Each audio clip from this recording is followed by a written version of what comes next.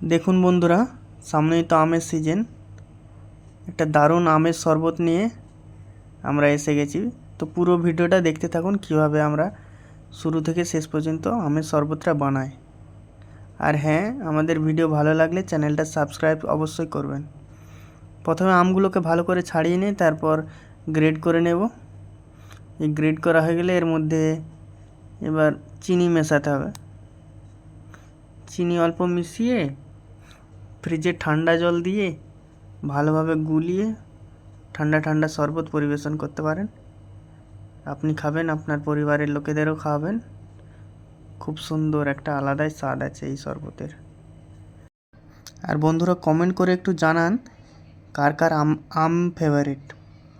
আমার তো ভালো লাগে, কিন্তু রোজ রোজ হয়ে গেলে আবার ভালো লাগে না।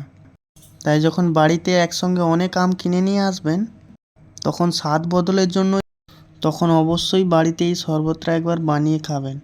কথা দিচ্ছি আপনাদের অবশ্যই ভালো লাগবে। তো চলুন, আমাদের শরবত তৈরি হয়ে গেছে।